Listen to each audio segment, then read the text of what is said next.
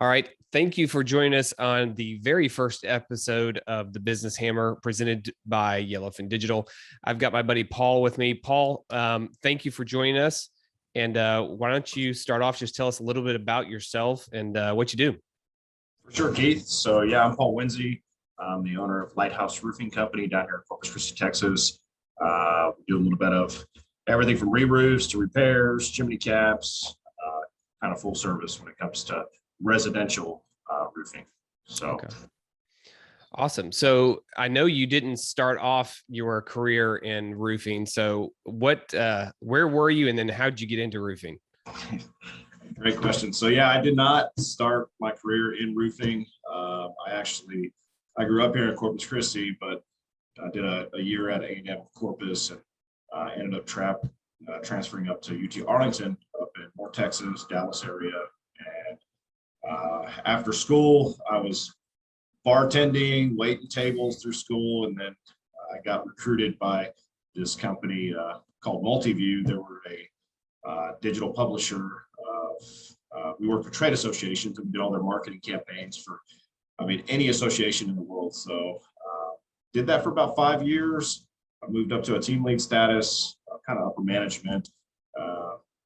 Left that company, went to another publicly traded company called Reach Local to launch their inside sales division, amongst other recruits from the same company. And I stayed there for a while. I dealt primarily with home services businesses. I dealt a lot with roofing contractors, moving companies, plumbers, AC guys, Sure. to get their basically their campaigns, their PPC and SEM, SEO services, get them on that top page of Google. And I just found it, just kind of got tired of it after a while, and started a moving company, and that failed. I'm not gonna say miserably, but it did fail. Hey, we've all had one or two. Don't worry about it. Oh yeah. Well, it's just, you get into a hard labor kind of a hard labor industry. It's very hard to keep people around. Good people that take pride in what they do and take care of people's properties. So after a few insurance claims, I decided to shut that down, and started dabble with a few other things along the way. But I was introduced to the roofing world by a friend of ours, and that was right before, a little bit before Harvey, actually, Hurricane Harvey in 2017. And my wife and I were planning on moving back to Corpus and being on Padre Island. And I took a job, just a sales job, working for one roofing company. And then I ended up leaving them whenever they left the storm. There were storm troopers, basically. Sure. They were chasing the storm. And, good guys, good company. But I ended up staying with the company here. They were an awesome company as well, but I was having my second child. I decided to branch out and do my own thing. That's how. So I decided to risk it all. Hey, we're risk it all. Go all in. I went all in. Actually, we filed the business online. While about 4 days before we were going into the hospital to have our second baby, Charlie. And I already had a lot of established connections with realtors and property management companies, and my name was getting out there. Our town, we live on an island, so your name starts getting around when you start doing good work, and all of a sudden it just kind of grew to what we are today, and it's been a blessing. It's been an awesome experience. Been enjoying the ride. Yeah. So I'm just going to point out the fact that for those of you who don't know where Corpus Christi is, it's in South Texas. It's about as hot and humid as you can get in Texas. So Paul chose the most miserable of all the trades, of all the home service businesses. He chose the one that's the hottest. So Congratulations. Thank you. Yeah, I couldn't do it. I was talking about it the other day when it was only 80 degrees here. So it's rough. Yeah, it can definitely be rough. So, okay. So that kind of leads me into what will be my next question is getting laborers. How has that been? How do you deal with it? Where have you been successful? Do you struggle at all? I got to imagine I have the handyman business and I have a hard time getting people to work inside an air conditioned home or business. So how's that work for you?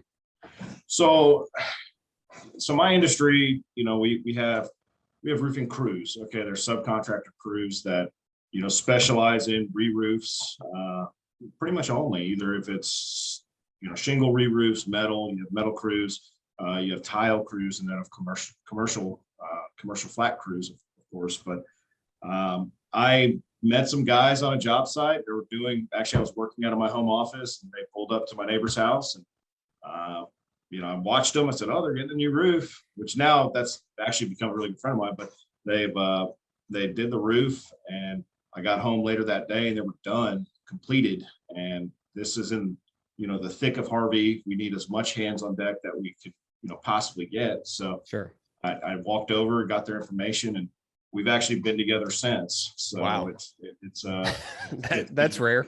Yeah, it's 5 years later, 4 years later, we're still working together, and they're just awesome group of guys. Where I do struggle is, which I just actually went through this, had to let a gentleman go, but and kind of like your trades, Keith, you need somebody there that is going to have a good reflection of your company, dealing with your homeowners. And my repair technicians, I find myself doing a lot of the repairs because I can't find people that are willing to get up early, work late, and take pride in what they want to do. And I mean, we're all struggling with the coronavirus. Everybody's struggling right now to try to find people, but somebody that's going to, you need more of a skilled labor in my vertical, because people have a problem. They have a leak that needs to get fixed. You can't just hire somebody and Sure. say, go fix this leak. They need to have some experience. And then they need to have some freedom to do whatever they want to do. But some of my struggles right now is just to be able to offer repair services and not find myself up on the roof every day doing repairs, because I could be dealing with homeowners directly, or customers directly, either selling or coach, or kind of explaining the roofing process to them. Sure. Stuff that's way more valuable to the business is you working on the business, not in it, right? 100%. So I'm to the point where it's either I'm going to keep trying to hire a repair technician, but if I can't find somebody, or nobody wants to step up to the plate, we might have to just do very, very minimal repairs that take 20-30 minutes in and out. Right. We're working on that as we speak. So sure. So what do you think has led to the success of you being able to have a 4-year relationship with this crew? I mean, I got to think, especially here in South Texas, that's impressive. And that's a really long time. So what's caused that? They just really like you. You like them. You pay well. What is it? A little bit of both. So coming from the Dallas-Fort Worth area, per capita in Dallas, there are more roofing companies and contractors probably in the state, in the whole country, but they're from the Wichita Falls area. So they moved from the Dallas area to be closer to Mexico, where their family is. All my guys are legal. They've all been, background checked and all that stuff. But, I noticed their work ethic right off the bat. They don't show up at 10 and leave at 4. Sure. It's sun up, sun down. And, I respected them for that. I actually got into the trenches with them to the point where they're like, Paul, get off the roof. We don't need you up here. We got this. Right. Treat them right and bring them drinks in the morning, lunch, ice, show respect, because as you started, it's freaking hot here. I mean, it's really hot, especially in the summer when we're jamming. We got a lot of jobs. You really want to make sure, take care of those guys. Financially, anytime a major catastrophe happens, like, hurricane, labor, they control the market. I mean, they're going to set their pricing, and, the companies, we have to follow suit. So, after any kind of hailstorm or, major hurricane, labor pricing goes up, and I've stuck with that pay. I've been fortunate to stick with that pay. You can go a year or two, and then the market starts fizzling down, roofs are completed, and you get back to your normal average going rate per square, or however you pay the guys. We pay per square, but I've kept it at that same, I've tried to keep it at that same pay rate, so they don't see anything drop down. So that could lead to some success with the guys. Maybe I don't just sit in the truck. I actually get out there on the job site. I help them clean up. I do the smallest little duties on a job site, one, to help them, and also two, for my customers, so they see a representative from my company there. And I'd like to say that kind of leads to the successful relationship with our career. Yeah, absolutely. So what is an area other than trying to find a guy to do repairs? What's an area that you have struggled in, or you've just had a tough time with as far as trying to scale the business, grow the business? Great question, Keith. I shared this with you not too long ago, but I'm heavily involved in a lot of trade, like associations here, business association. I try to go to different events and La Posada, stuff like that. They're just local stuff here, but name gets out there, then all of a sudden your phone starts ringing and you start getting recommended in Facebook pages, all of that good stuff. But I found myself not being able to answer the phone, not being able to, somebody calls and not being able to take that call and schedule an appointment immediately. But when you're in a growing stage, especially early on, from my experience anyways, it's, you want to just be sure you get out there, get the job done, answer your phone. But if you're working with your hands on a roof or driving, I found it very, very difficult to manage that. And I was all paper, everything on writing things down and, hey, this is so-and-so, but you miss a lot of those. You miss a lot of those. So when 3 days later, you get another call from that homeowner that was referred to you from their neighbor that you just did. It was pretty bad. But I made it a mission to set up a CRM system. I mean, it's been a year in the making. It's a customer relationship management software to better manage, our relationship with clients, see where we're at.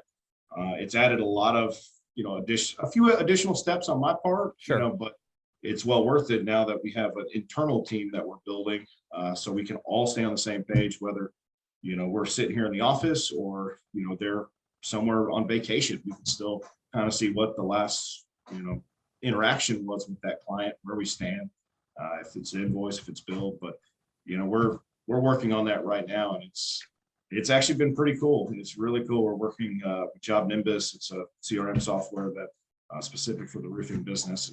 It's starting to take off. So awesome. that would be my biggest hurdle, was relationships with my clients and potential clients. Yeah, sure. Yeah, it's tough. And you just get so busy, you forget to put stuff in. If you're not disciplined about doing it, just like I have to talk to my guys at Flip Flop Handyman all the time. You got to be disciplined. You got to put it in, because if it's not in there, it doesn't matter. It doesn't count, because what's going to happen is you're going to write it down on a piece of paper. You're going to find it about 2 weeks from now and go, ooh, I wonder if they still need it. And then it's kind of awkward calling them back like, hey, it's been 2 weeks. So yeah, it's a little bit, it's a problem. And it's a solution that works, because now that we all have we all carry a computer in our pocket, and an iPhone or Android, and you can do it all from that too. So it's just taking the time to discipline yourself first, and then teach your employees. I find that I'm the worst one as far as trying to adopt something new that's different than what I've always done.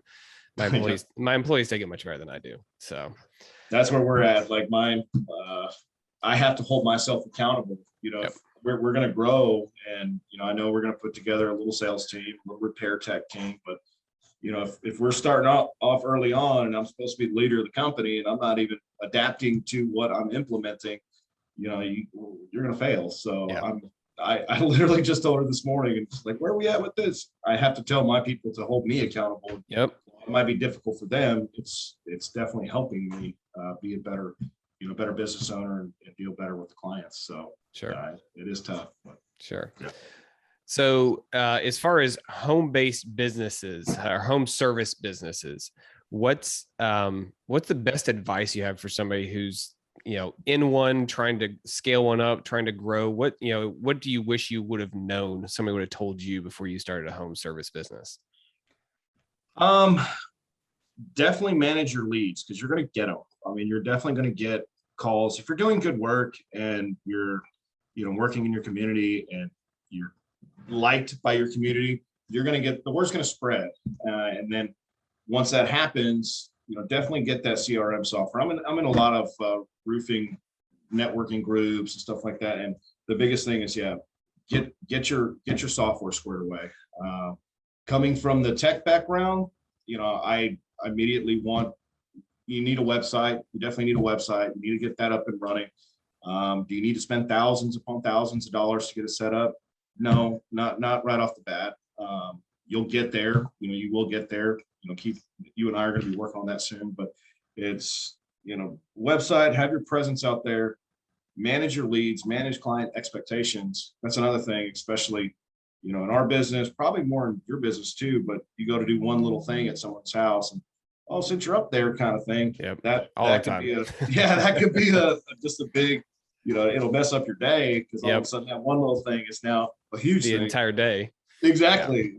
But the biggest thing is that as far as CRM is concerned and managing your clients, but build a team as quick as possible, whether it's your wife or because my wife and I are in this business together, but for the longest time I thought, we don't need somebody in the office. We don't need somebody answering the phones.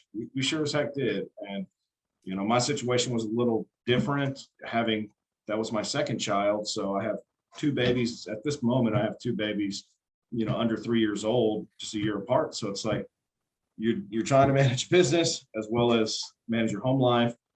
Just get ready to work as much as you can. And, fortunately they're young right now. So I work sun up to sundown and really trying to take priority to be there on the weekends. But sure.